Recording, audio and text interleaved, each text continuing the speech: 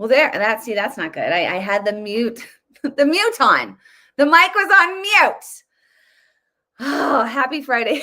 You guys, I've said this before. If you've been following me for a while, there was a time like a few years ago where I did a whole live. Not kidding you. I did a whole live without like the sound on. It was like on mute. And I was like, all right, nobody really has, and I didn't have the comments pulled up. I don't know if I did a whole live, but I went for quite a while, just completely on mute talking, like everyone could hear me and like couldn't. And this time I actually did hit the mute button, because my dogs were all around and I was like, I don't want them to hear that I got to get the dogs put away. I got to get this place in order. And so I had it on mute and I forgot to take it off. So sorry for the long pause at the beginning. If you're listening to the podcast side of this, I actually do upload just the audio on Podbean, in case you're like, I don't have time to like sit and watch. I just want to listen, because I listen to podcasts while I'm doing all sorts of stuff. Like I'll be doing laundry, walking the dogs, like, packing lunches. I've got a podcast going. I don't have time to sit and watch. So if that's you, look at Podbean, or I think I'm on iHeartRadio too. You can find my stuff there. So, hey, Matt in Texas, what's up? Hello, Catherine. Good to see you. I'm glad you made this one. Welcome. My sister's watching. It's so intimidating. Gosh, lots going on. We're going to talk about the tariffs. I'm going to run down some quick things, just like quick news events that happened this week. And then we'll dive into the tariff conversation, because that is taking all the headlines right now. We're going to talk about the female fencer that just bowed out. And then we're going to talk about the special election. A lot of people had different takes on the special election. But at the top right now, I'm just going to run through a few things. Busy here. I don't know about you guys, but springtime for me as a mom is insane. I feel like I've got everything and more going on right now, especially with just the end of the year. I feel like teachers and schools are like, hey, let's put it all in, because we didn't do it at the beginning or in the middle. Let's just jam it all in the end. And so it's just getting it all done right now is what I feel like and then there's a lot, and then like heading into summer, there's like so much already planned. It's just nuts. So just go here on my end. I'm sure you guys are the same.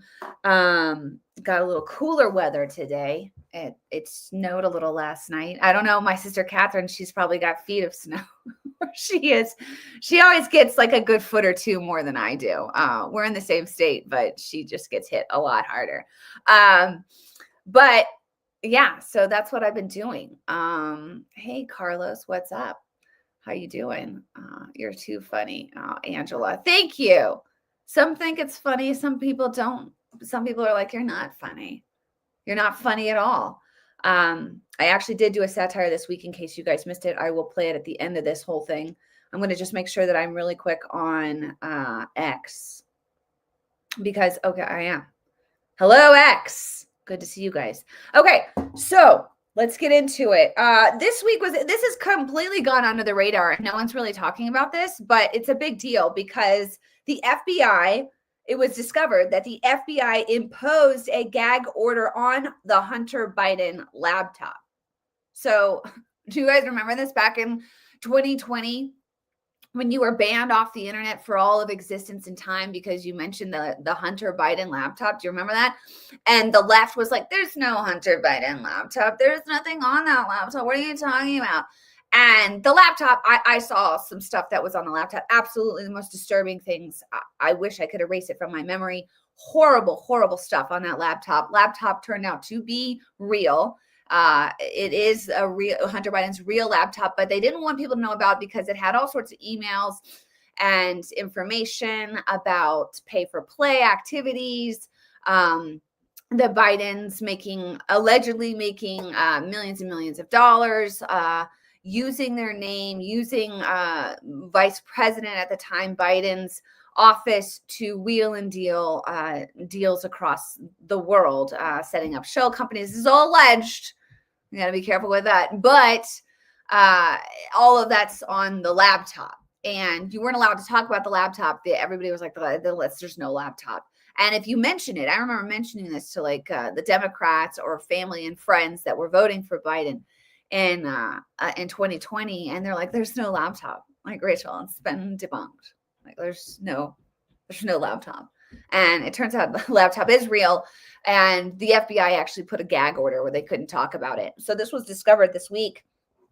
New chat logs released by the House Judiciary Committee this week showed the links that the FBI went to behind the scenes to shut down any discussion of Hunter Biden's laptop in October 2020 after the New York Post broke the story. The conversation withheld by the FBI under Director Wray showed the senior leadership issued an internal gag order on the laptop. The FBI had been in possession of the abandoned MacBook Pro for 10 months by that stage, after the computer repair shop owner John Paul Mac Isaac handed it over and warned of the potential crimes and national concerns, security concerns found on the laptop.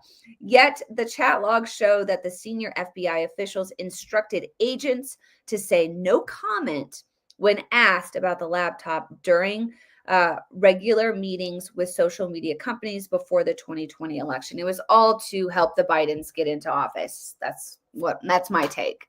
So they shut down like criminal activity, horrible things found on the laptop, because if it had gone out, if it had gone out, the stuff that I saw on there, and hopefully at some point you'll see the pictures, you'll see it. And a lot of you, if you're informed, you have.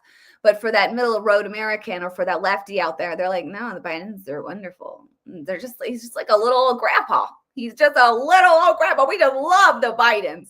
And then you start to really dive into who they are, what they're about, and what they did. Then you change your mind. And if that had come out in the 2020 election, I think it would have totally changed the results. Although, we all have our own take on the 2020 elections, right? So that's big news. And again, does this not show you the corruption within our own intelligence agencies? This is why we have to get people in there like Kash Patel to clean it out, to get rid of this stuff. This should have never happened, ever. And the fact that our own FBI has been, they have just become so you can't trust. You can't trust when you find out that they're like, hey, don't mention the laptop. We need Biden in office so we can keep doing what we're doing. So just, that's just so un-American, unpatriotic, and criminal, really. So at this point, I think the trust of our own intelligence agencies is so incredibly low. And I'm hoping that Patel can get in there and really start to bring to light a lot of what has been hidden. And he's in there, let's remember, a minority. At this point, I feel like that place is pretty much infiltrated with people that have a definite leftist agenda and that do not have Trump's back. So I'm hoping that Patel can do what he can do and get in there and clean it out and expose a lot of what has been hidden. But again, it's more stuff like this that makes it like, okay, all right, you're going after people that are protesting outside of abortion clinics. You're arresting parents that are speaking out at school board meetings. This is what you're doing with your time. You're censoring the laptop. I don't know. I'd say, I don't know. Like, I'm at a point, I think, where it's just like, it's just gut everything. Like, let's just go down to base level at this point and then start to rebuild, because it's so corrupt from within. And it's difficult. It's difficult when, you think you've got people, you're surrounded by people that have your back, but they don't. Like, just what we just found out, yesterday, that Trump had to get rid of some of his national security advisors. They were snakes, they needed to go. And there's a lot in there. And so that makes it more difficult to get the job done when you got people around you that are plotting against you. And finding out that the FBI put a gag order on the laptop, it just reaffirms my thoughts on the FBI. So what else is going on? The Trump administration has freezed federal funding to Maine, because Maine is still allowing boys to play against girls in sports. We're going to talk about the fencer in a little bit here, but I do a satire at the end of this thing, but the Democrats are, what I'm watching happen with these guys is they don't have their finger on the pulse of your average everyday American. Like, they are actually trying to convince Americans, they're still headstrong at this, convincing that boys are girls, or boys can be girls. If you dress up and play as them, then you are one. And they think that you're middle of the road American, you're not even on the right, just like is going to buy that, is going to eat that and consume that and then like regurgitate it. It's just not, it's completely counter to science. The party of science doesn't operate in science anymore. And so, hey, if you want to continue to do this, keep it up. Keep it up, because the 2024 election clearly showed that your middle of the road average American doesn't buy this junk. Doesn't buy it. So if you want to keep pushing it, keep on pushing it. But the fact that you want men playing against women in sports, you're just doing damage to your own party. And I think we should pull funding. And oh gosh, you know what? We'll just talk about it now. Since I'm just so on a roll with the men playing against women in women's sports. And we'll just talk about the fencer. So if you guys are not caught up to speed, Stephanie Turner at Wagner College, she made the decision to not compete against a trans athlete, a dude, okay? Redmond Sullivan at the Cherry Blossom Open in Maryland. Instead, she decided to take a knee. The referee dealt Turner a black card, which represented the most severe penalty in the sport. She told Fox News Digital that she was then escorted out of the event and was made to sign a document acknowledging the penalty. So here she is, a woman taking a knee before a man so that the man can beat her in the sport.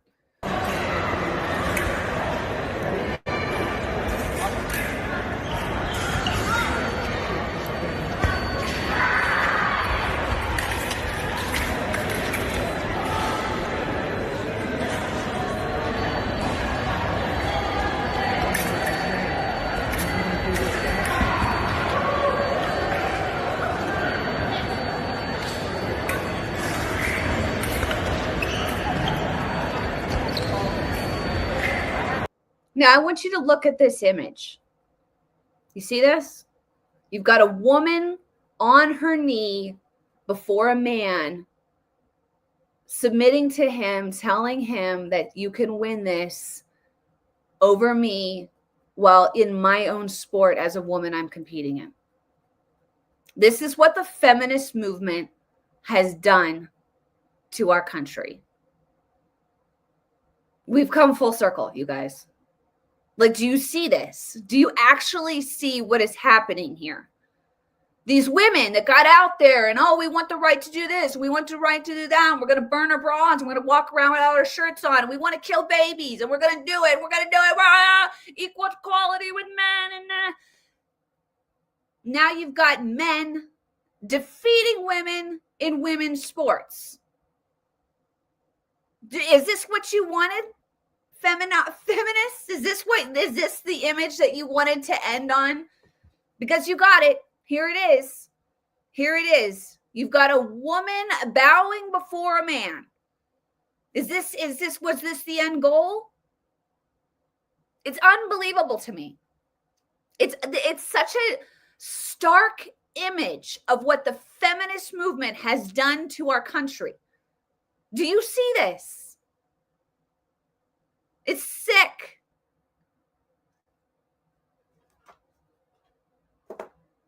Gosh, where are the feminists, man? This is what you wanted? Come on. Come on. Oh, so yeah, that's what happened. Now, what's even crazier, okay, hold on, I got to pull this up, is I saw a response, if I could find it, because I replied to this. Hold on, you guys. Okay, so the USA Fencing put out a statement on X, if you guys want to go and make a comment.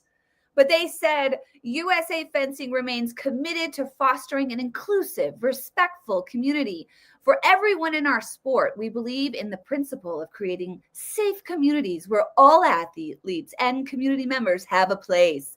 While we understand there are a range of perspectives, USA Fencing will continue to engage in respectful research-based dialogue and review as policy evolves in the Olympic and Paralympic movement, as well as domestic law. Hate speech or targeted hate of any kind is not acceptable, online or in person. Let's keep the conversation respectful and strip welcoming to all. Okay, and they're getting ratioed insanely right now, as they should be, because where are women included in women's sports at this point? Like, let me know where the women are being included in, because it's not, they don't even care. Like, they don't care if you as a woman are uncomfortable changing with a man next to you in your locker room. They don't care about your feelings. They don't care about your safety. They don't care about your needs. They don't care about you women. It's the men that are taking over all of it. Like, all of it. And if you're a true, real woman that supports women's rights, you would oppose this. You would be adamantly, vehemently opposed to this, because it's men. It's men coming in and treading on your territory. It's men giving women brain damage in volleyball. It's men. And I don't know how we got to like and this is so what's messed up, and it goes so much deeper than the physical, where you have to tap into the spiritual side of this, because your words hold authority. Your words hold weight. What you speak holds weight. And that's why the power of prayer is such a strong, just incredible gift that God has given us with authority. When you begin to speak and you begin to put weight on your words, and you begin to speak the Bible, you begin to speak scripture, you begin to pray what you can't see and call it forth in the name of Jesus. When you begin to take authority and use your words as prayer, that's when God begins to move. And the book of James is very, very detailed about the power and authority of your words.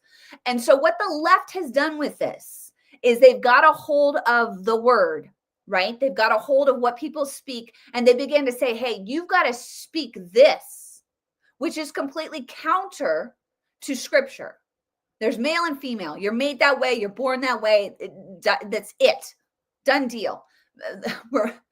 God doesn't make mistakes. He formed you in your mother's womb before he even knew you.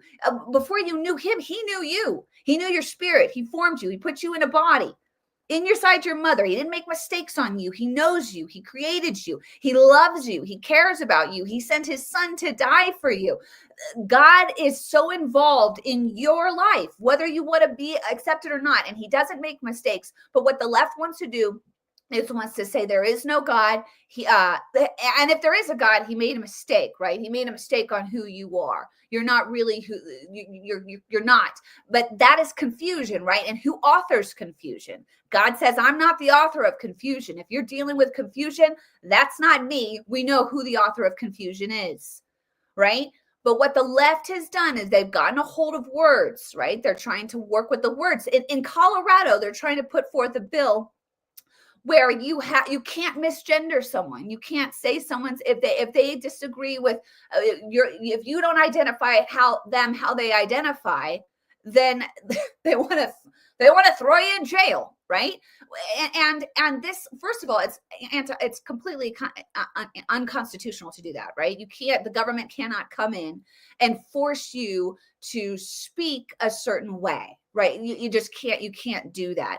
And then on top of that, to force somebody of faith, of a Christian faith, or even Jewish faith, or various faiths that believe they're male and female, right? And then to force them to then speak counter to what scripture says. But that's what the left wants to do. So what they've done is over and over time, if you've watched over the last 5 or 6 years, they've conditioned people to then accept the pronoun. Just say how they identify. Just utter it out of your mouth. Just speak it. Just speak it. And what you're doing when you do that is you are giving authority to something that's not to have any authority, right? Because your words hold authority. They hold weight. So you can't participate. I'm not going to participate in that. But they've conditioned so many Americans to be like, yeah, he says he's a guy, right? He says he's a girl, and you're speaking it. You can't do that. Not doing it. And the fact that the USA Fencing, or whatever, who these guys are, is it USA Fencing? Yeah, USA Fencing coming in and saying, hey, we're trying to be inclusive. No, you're trying to eliminate women. That's what you're trying to do. That's the truth. And we got to say it every single time, because that is truth. And we are called to speak the truth. Just gets me fired up. I've got daughters. I've got girls that are athletes. And I'm just not having it. I'm not having it. It's not. No, we're not participating. We're not going to speak that stuff. We're not going to say it because my words hold weight. So, and I think this will eventually go to the Supreme Court, because if they do start to try to tell you that you have to speak a certain way, it's going to go to the Supreme Court, because first of all, it violates your right to free speech to say what you want to say. But then it also violates your religious rights, because your religious right is to speak what your faith aligns with. And I'm just not having it. So, anyways, okay, let's get into the tariffs. That's what everyone wants to talk about. I can see on here, people are like, what's happening? I looked at my 401k. Why? Don't look at your 401k. Let's just start with that. Don't do it. I got all sorts of different feelings on this thing. And we're going to talk about it. But it's a roll of the dice is what we're doing. And at this point, this is where I'm at, you guys, because what we have been doing hasn't been working. I don't know if anybody noticed, but we're $36 trillion in debt. The middle class is being eliminated. We've got the rich getting rich. We've got the middle class being wiped out. And then we've got another part of the population that's completely and totally dependent on the government. It's not working. So to be like, let's just keep doing what we've been doing and just hope for a different result is insanity. And it's also insanity to me when you start to really look into these tariffs and you start to think, wait, what? Hold on a second. So you're telling me that we've had other countries that are like, we're going to tariff you guys when you import your goods, and we're going to put a tax on it. And we've had for years, we've just been like, okay, that's fine. That's fine. You can do that to us. We won't do anything back to you. It's okay. And you have seen, and we've witnessed the United States getting taken advantage of constantly, over and over and over and over and over and over again. And we haven't had any president that's come forward and say, hey, this isn't good for America. This isn't good for Americans. We're not going in the right direction, and something needs to change. So Trump, and this shouldn't be a shocker. Like, if you voted for Trump, he's been talking about tariffs since like the 1980s. Like, he's like, fair trade. And it's either going to be fair or if it's not fair. But if you're going to tariff us, we're going to tariff you. It's a reciprocal tariff. That's what's going to happen. That's how it's going to go down.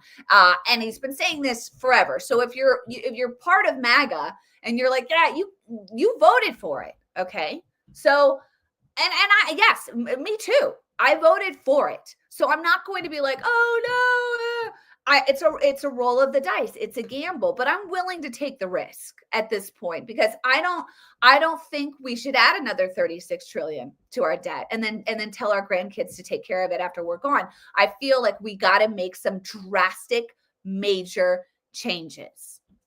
And then when you start to say, well, why is Trump doing this? Well, there's a list of reasons why he's doing it. Okay, so let's just go through some of the reasons on why Trump is doing this. Tariffs will restore U.S. manufacturing. So for years, we have had companies like Apple, Nike, all over the country. They go and they produce their goods. They produce their products. They make them in other countries. Okay, then they come back here and they sell it for a gigantic profit. All right. And a lot of the stuff is made in not the most humane ways, to be honest with you.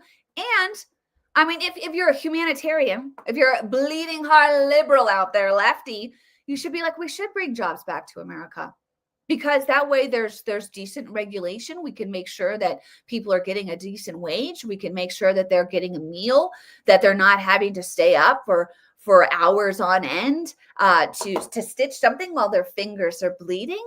Like, yeah, we should probably bring products back to it. We should probably make it in America. I mean, if you care about humans, right? If you do, then you should be on board with this. If you're a lefty, you should be like, yeah, actually, we should bring the jobs back and make sure the people that are working these jobs are being taken care of in a humane way. Okay, so that's one reason. The revenue collected by tariff imports who pass the cost on to consumers will help offset Trump's planned tax cuts. According to a Yale University Budget Lab analysis, all tariffs to date would raise $2.5 trillion over a decade if they remain in place. A Republican tax package is expected to cost at least $4 trillion over a decade. Also, tariff revenue will help pay down the national debt. Now, I know people are like, who cares about the debt? But the debt matters. The debt matters because I don't know if any of you guys are in debt. At some point, your debt collector could say, hey, it's time to pay up. It's time to pay us. You owe us this amount of money and we're here to collect. At some point, those we are in debt to will want to collect. So then we should care about it now, right? All these climate change activists that are like, we got to do something now. The planet's gonna explode if we don't do something now. We can't pass this on to our grandkids. We can't pass this on to our kids. We have to do it now. Well, that's how we are with the debt. Okay. I don't think it's responsible or wise or godly to just say, hey, let them deal with it. Just let them deal with it. And for the record, I do care about this planet. I don't think we should trash it. I do believe in taking care of it. God gave this planet to us. He told us to be fruitful. He told us to occupy it. He told us to take dominion, and we should care for this planet. Okay. Anyone that's a conservative out there that is a Christian should care about this planet. Now, do I believe that you should then lose your rights and that the government should regulate you into non-existence to save the planet? No, I don't. But I do believe in taking care of the planet and being a steward of this earth. Anyways, okay. Tariffs can help cut down on fentanyl deaths in the United States by pressuring Canada and Mexico to stop crossing the border with drug trafficking. So you start tariffing things that are coming in. You have a good eye on what's coming in, right? Tariffs and the threats of tariffs will provide Trump with leverage to force other countries to lower their own trade barriers. Tariffs can solve what Trump calls the problem of the U.S. defense industrial base that has become dependent on foreign adversaries. I don't know if you guys remember, but during COVID, do you guys remember this? Okay, during COVID, China's like, we're just not going to ship some of the medical supplies you guys need. What are you going to do about it? They continued to make their products. They continued to make the masks, the PPE that we needed. They continued to make that stuff. They just didn't ship it to us. Why? You can totally use that to hurt other countries if you wanted to. A lot of our legal drugs are made in other countries. A lot of the products, a lot of the ingredients are made elsewhere, and we are dependent insanely on other countries for our own health and survival if like some kind of another pandemic hit. I don't want to be dependent on anybody else. We want to be independent. That's what we're about, right? We don't need you. If something happens, we got it. We can take care of Americans here. China, you do you. And if you don't want to send us PPE, fine. But they didn't during COVID, if you guys remember that. Like that should never happen again. And Trump doesn't want that to happen again. Let's see here. Tariffs can reduce trade deficits, such as the one the U.S. runs with China, which hit around $295 billion in 2024. Some of the nations that were hit hard with new tariffs actually run a trade surplus with the U.S., such as Australia, with which the U.S. had a $18 billion surplus in 2024. So there's various reasons that this is happening. It's to lower the debt. And also, I didn't even mention yet, but Trump, like when you hear him speak, he really does want to he wants to lower taxes, and a huge goal, I don't know if it'll happen, is to eliminate the income tax. So he wants the tariffs to pretty much pay for the operations that America needs to continue without depending or needing the taxpayers to fund it. Just let the tariffs run the country with the on the financial side of that. Like, there's a lot of different reasons to do it, and it is risky. I'm not going to lie to you, it is risky. But this is the thing. We haven't had someone like this in office ever before, and you can love him, you can hate him. I really don't care. But he is an intelligent person. I know he's an idiot. He's a Cheeto, an orange Cheeto. No, he's not. You can't be a billionaire idiot that has built an empire. You just can't. Same with Elon Musk. Elon Musk is a moron. No, he's not. Like, he's sending rockets into space and then relanding them. You do that, and then we can talk. Like, so you might not like him, but he's not a moron, and he's not a career politician. And what I've noticed after being involved in politics for over a decade is I will watch somebody that is an idiot, that is a moron, run for town council. Okay? You got Joe Schmo on the town council now. His IQ is like a 4, okay? You're like, how did that guy get on there? I don't even know. But the next thing you know, Joe Schmo is he's running to be a representative at the state capitol.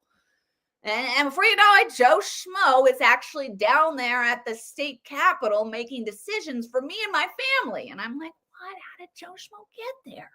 Like, what happened? And then the next thing you know, Joe Schmo's like, I'm running for Congress. And he gets into Congress. And then he runs for Senate. And now he's a senator. What? How? Joe Schmo is an idiot. He's a moron. What? And Joe Schmo is now going to run for president. This has happened too often. Okay, it's happened too often. And then you've got these people that don't have any private sector experience. They don't know. They have been involved in the public sector their entire life. They've just taken paychecks from taxpayers. They don't know anything, and they're making the calls for you and your family. Well, Trump's not that guy, okay? He's been in the private sector. He's had businesses succeed. He's had businesses fail. He's learned what works. He learned what hasn't worked. He's learned what will generate income, what won't generate income. The guy has experience that we have not seen in the executive office in years. And it's risky, but I'm going to say, let's go. Like, that's where I'm at. I'm like, let's just go. Let's just do it. Let's do it, because I'm done with the insanity.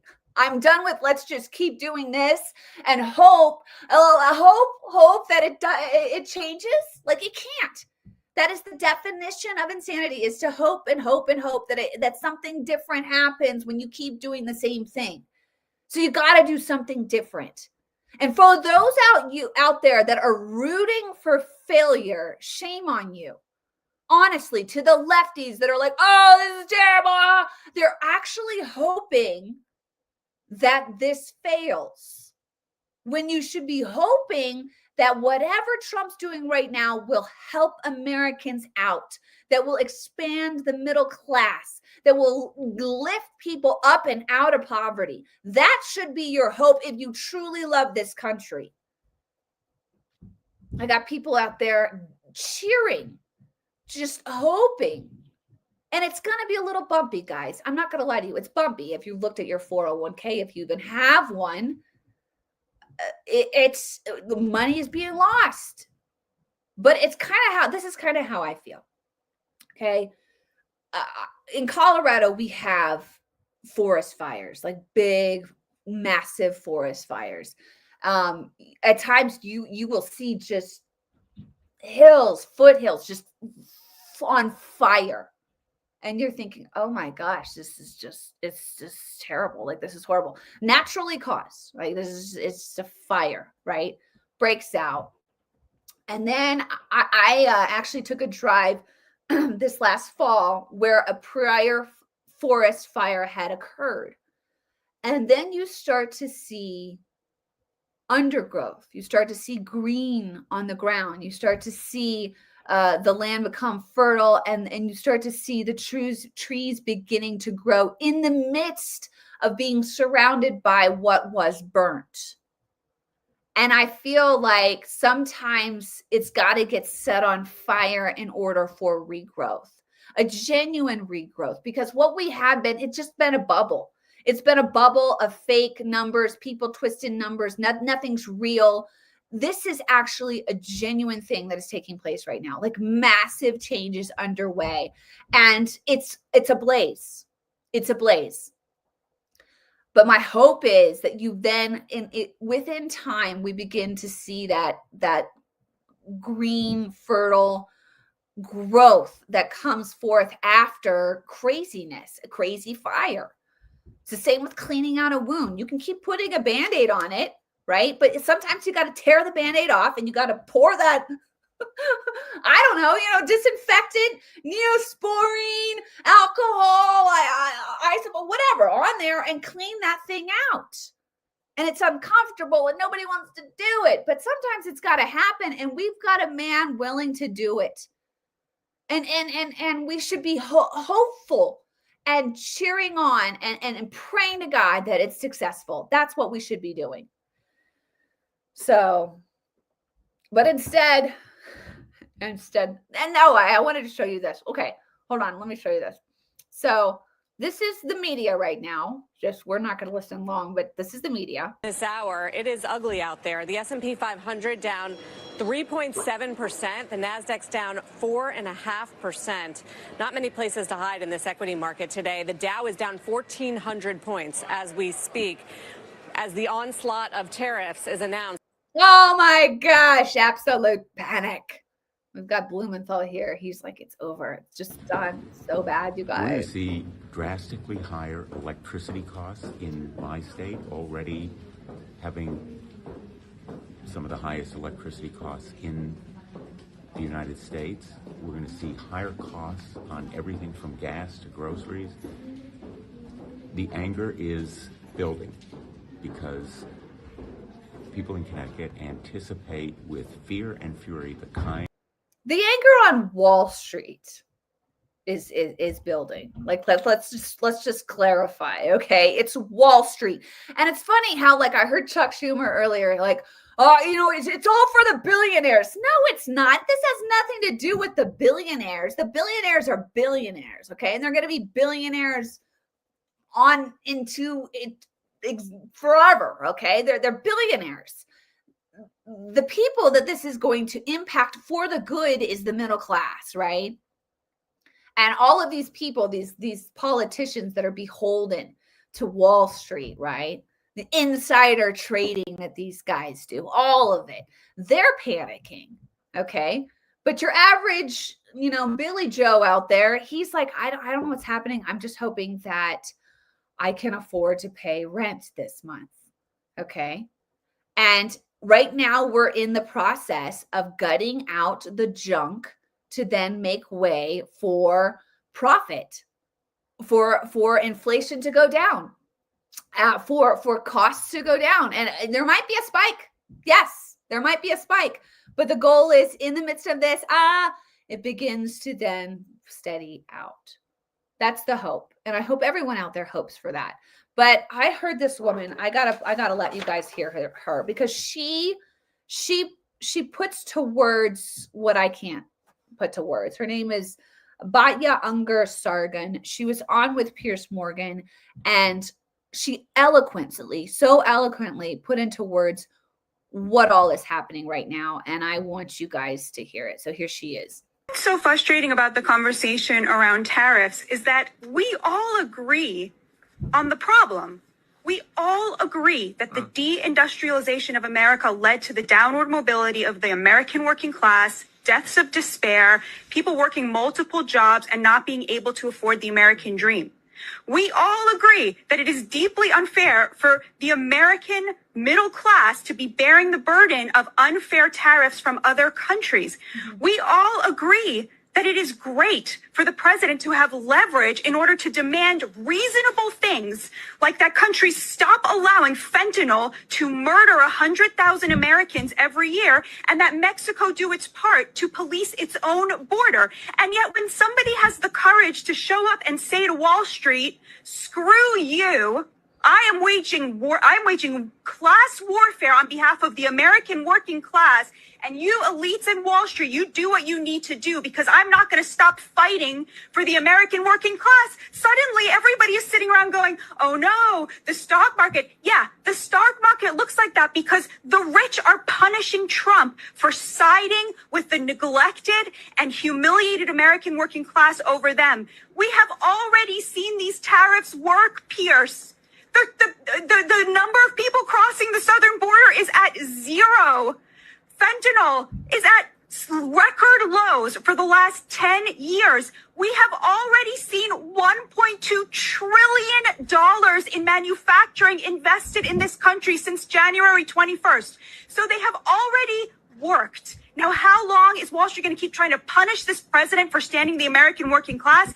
I don't know, but I can tell you that the view from the street is people cannot believe that there is a president who is working for them, who is putting them first and telling Wall Street to go screw itself. Wall Street, which picked the Democrats for the last 3 election cycles in a row. That's what the real story is here. Love it. Love it. I mean, she nails it. She absolutely nails it with saying what needs to be said. So I absolutely love that. Also, I thought of Trump in this moment because this is my favorite movie. And I probably will get dinged for even showing this part, but I feel like this is Trump right now, just saying, give it a moment, just give it time, hold. Eventually, we're going to see it start to balance out.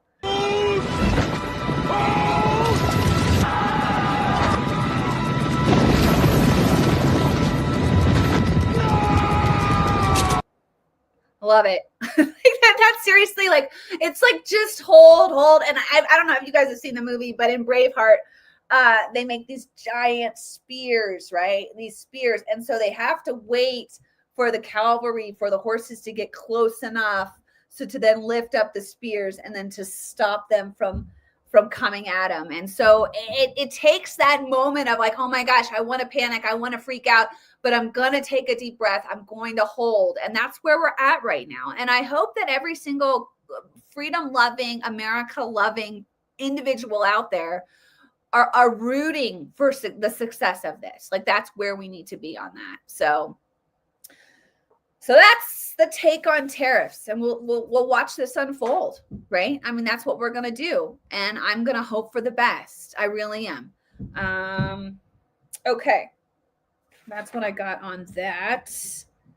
I did see a thing by Rand Paul. He did upset from some people because he voted to stop the tariffs just in the Senate. It was kind of like just a it didn't do anything. It was more of like we're making a statement against Canada, tariffs against Canada. I don't know if it was Mexico was included in that, but he was one of the Republicans that voted to stop that. And his argument is, tariffs don't work and all this stuff. But my argument back to Rand Paul would be, and I do, he's like one of my favorite senators, honestly. But my argument back would be, so just keep doing what we're doing. Like, is that the solution? Because I haven't heard anyone else bring forth a better solution to the problem. And so we just keep allowing other countries to tariff us, and then we don't respond to that. Like, at some point you have to say, no, we're not going to keep doing the same thing, hoping for a different result. And we're not going to be taken advantage of anymore. And so that would be my argument with that. I was upset to hear him say that, but he at least he's got to stay true to his own beliefs, right? But I say let's go. Like, that's where I'm at with this whole thing. What else do I have for you guys? Oh yeah, we got to cover the Tuesday election. So people are like, oh my gosh, what does this mean? Is it over for us because we didn't get the Supreme Court seat in Wisconsin? I mean, it's over. No, it's not over. I think that, okay, well, let's just talk about it. So there was a special election held on Tuesday but also in Florida. It happened in Florida. That resulted in a Republican victory for both congressional seats that were previously held by Michael Watts, who's on Trump's national security team, I think, advisor. I know he's an advisor to Trump. And then Matt Gaetz, who stepped down and is now, I think he's doing commentary over at Newsmax. So these guys were replaced by new people that were running for Congress. These wins provide the GOP with a bit more stability in the House as they prepare for upcoming legislative challenges. Oh my gosh. And there was drama in the House this last week. I didn't even have this on to cover, but it did make the story. It was a big story with women that are congresswomen that have had babies. They're advocating. And I think Rep. Luna was one of them. I know that, what's her name? Brittany Pedersen from Colorado. Brittany Pedersen literally was constantly holding her child. Like, okay, I understand, like, yeah, you got a newborn, you're holding your child, but it became a prop and it was disgusting to me. Like, at some point you can ask someone, hey, I'm going to do a news hit piece. Can you hold the baby for a second? But the baby was always with her. And they're advocating. What they want to do is they want to be able to vote remotely, right? By proxy or I don't know. I don't know if it's by proxy or just remote vote. And I don't, first of all, I don't think this is the time to have this discussion. Okay. We've got to get so much done in a short amount of time, and to be like, let's shut down the House because we want to have a remote voting. It's just not the time for that right now. There's a sense of urgency, or there is for me. Okay. But you got to get it done, right? All of these executive orders that Trump has signed, they have to go into law, or else they just get overturned by the next president that comes in, especially if it's a lefty. So you got to get stuff done. Okay, it's time to write legislation, send it to the Senate, get that bill passed, and send it to the president. Let's get it done. Let's move it. Let's go. We've got a short amount of time. We've got to get this done now. Sense of urgency. So this stunt that was pulled this last week, I was like, okay, please, just not now. Can you just save it? Can you do this another time? That's my take on that. In case you were wondering, but it was like, just no, like, not now. Okay. And I do believe, I'm sorry. I think that, and this, this is a thing. I think that people need to be at their place of work to do their job. I know I said it. Unless you were hired on in a remote position, right? Like, if I'm applying for jobs right now, I need a remote position, because I do need a remote position. I need to be remote with what I do. Then that's different, right? But if you are elected into Congress and they're like, hey, the conditions are that when we take a vote, you're here to take the vote, and you agree to that, then you should be there to take the vote because you agreed to it, right? When you ran, like you knew that that was the stipulation, like you had to be there. If you got a job during COVID, before COVID, and you were driving into work and you had to go to work and that was part of the job, and then COVID hit, and then everybody's like, we're just not going to go to work anymore. And then suddenly you're like, your boss is like, you know what? I think COVID is clearly over. I think it's a safe call. I think we're done. And I'd like you guys to come back. You can't have a meltdown because you were hired to be in that place. So, and listen, if they want to do the remote vote stuff, fine, like do that. But now is not the time to do this. Like do it when things are calmed down. Do it when it's like a lame duck type situation, right? We're not in that moment right now. This is not the time or place to do that. Personally, though, I think that our representatives should be often in their districts to get a good hold on their constituents, because what I've seen happen is a lot of people do go to Washington and they forget their constituents. They forget why they're there. They're wined and dined by lobbyists. They forget their way, and they really don't even care about their constituents anymore. So it's not like I'm opposed to that. I'm not opposed to having to be with your constituents more often. That way you don't lose touch with them. But what I am opposed to is deciding to make this an issue, to make it a thing when we've got so much to get done right now. Like it's so much. Okay. So let's get some stuff signed into law. Let's pass some bills, and then we can have this discussion. That's where I'm at. I see Elliot on here says no remote voting. It's a discussion that needs to be had, but not now. And I don't know why. I don't know why they decided to do this now. Like, it doesn't make sense to me. For someone on the left, it makes sense just to obstruct and cause, division and all that stuff. But if you're on the right, like, let's unite and get stuff done. I live in Wisconsin. My wife and I voted. We did our best, but there are still many battles to fight. It is what it is. Yes, Roy. Rand Paul is a doctor by trade. Somebody said, Shelley said, Donald Trump and Scott Bessent and his other advisors are economic and business professionals in trade. I think I'll trust the expert. Yes, I love that, Shelley. Bold risks achieve great rewards. Yes, Roy. Timothy. I don't know what you said there. God bless her. Oh, the woman that, yeah, I think that's in reference to the fencer. So anyways, okay, let's talk Wisconsin. And then we got to wrap this up. Oh my gosh, I'm so I'm chatty today. Okay, in the recent special election in Wisconsin, Liberal candidate Susan Crawford won a seat on this Wisconsin Supreme Court.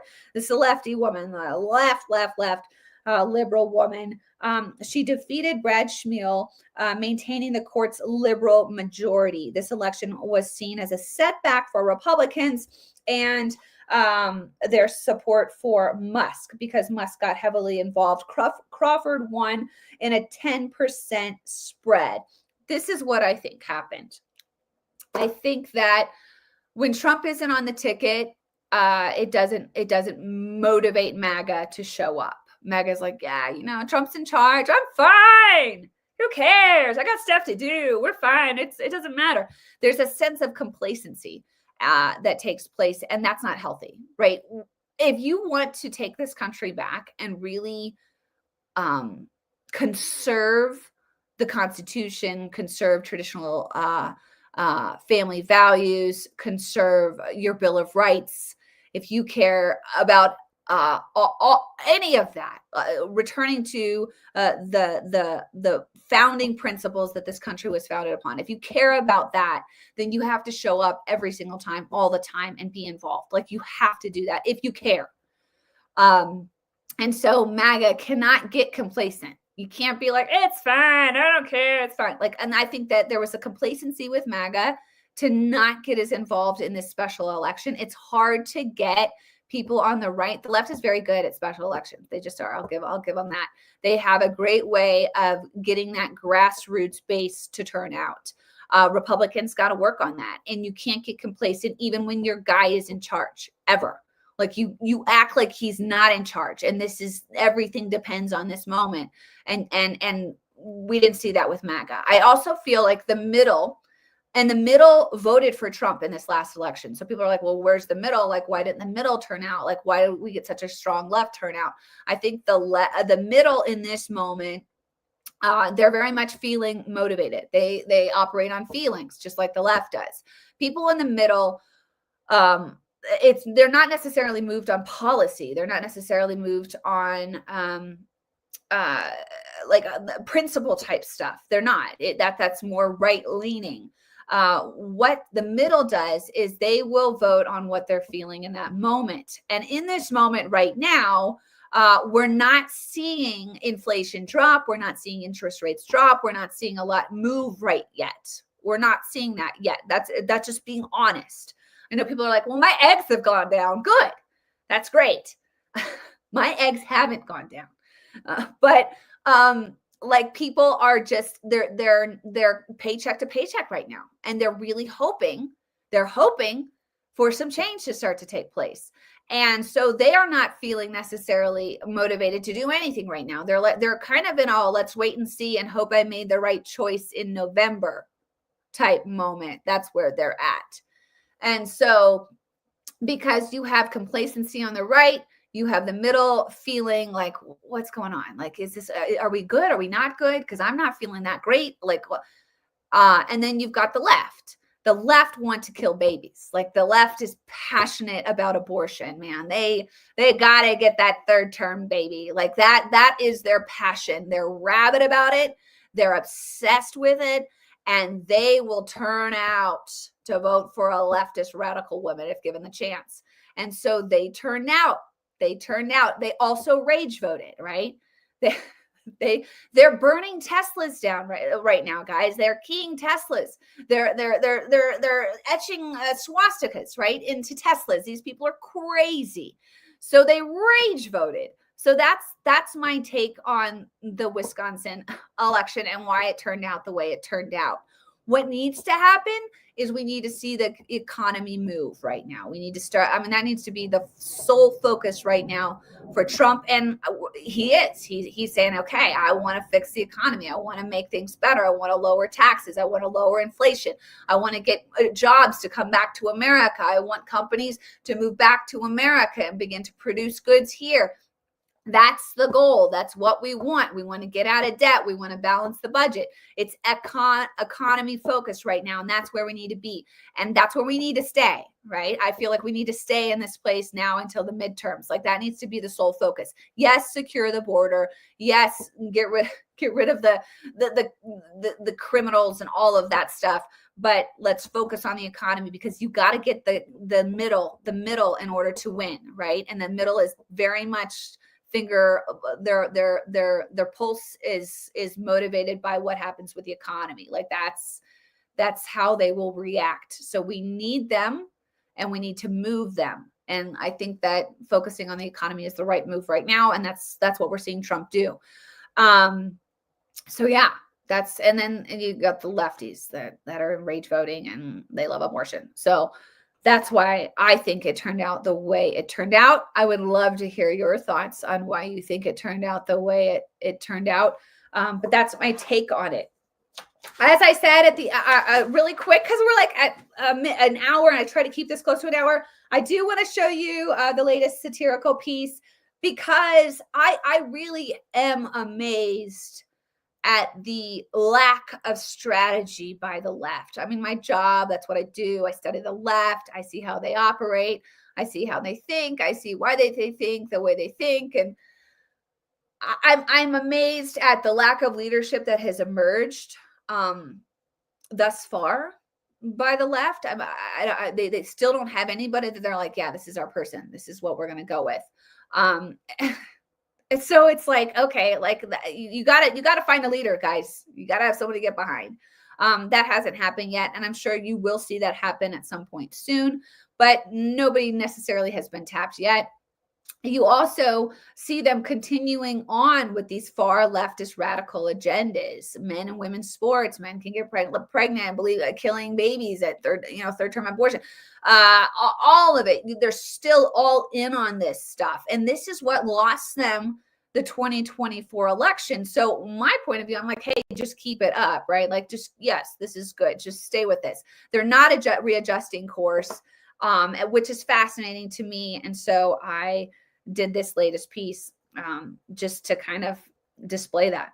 In on the Democrats. Just hear me out. I know we lost the middle in the last election, and in order to win them over, I think we should just start vandalizing Teslas, lighting them on fire, keying them, etching a little swastika on the side of them.